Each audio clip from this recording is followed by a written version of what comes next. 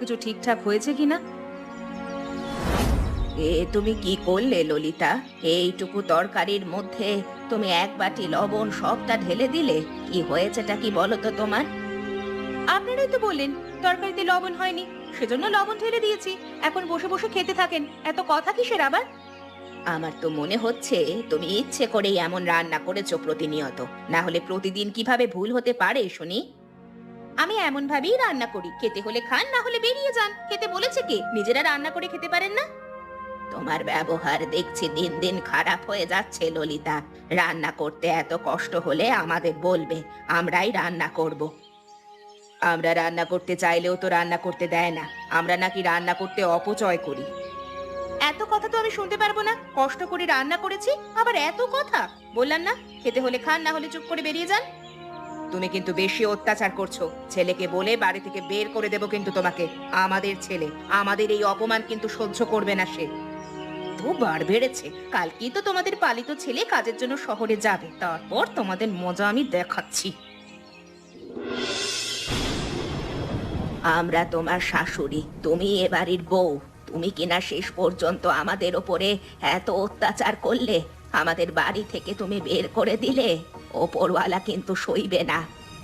গতকালকে না বলেছিলেন আপনাদের ছেলেকে বলে আমাকে বাড়ি থেকে বের করে দেবেন। আজকে তো আপনার ছেলে বাড়িতে নেই, আমাকে কিভাবে বের করবেন আপনারা? আমি তো এখন আপনাদেরকে এই বাড়ি থেকে বের করে দিয়েছি, কেউ তো আসলো না আটকাতে আমায়। বৃষ্টির মধ্যে আমাদেরকে বাড়ি থেকে বের করে দিও না।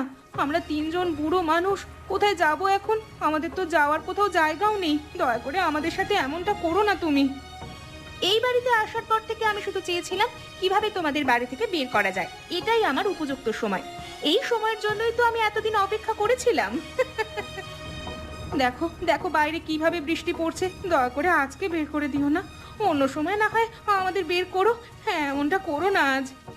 এত কথা না বলে এখান থেকে এক্ষুনি বিদায় হও, না হলে কিন্তু মেরে মেরে তিনজনকে বাড়ি থেকে বিদায় করব। তোমাদের সব আদিক্ষেতা দেখার আমার সময় নেই এত।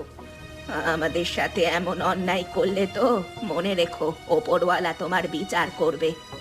কে কার বিচার করবে সেটা পরে দেখা যাবে। এখন এখান থেকে বিদায় হন, না হলে কিন্তু এখন আমি আপনাদের বিচার করে ছাড়বো। এই বৃষ্টি তো কোনোভাবেই থামছে না। এমন ভাবে যদি এই বৃষ্টির পানিতে ভিজতে থাকি, নিশ্চয়ই অসুখ বাঁধবে।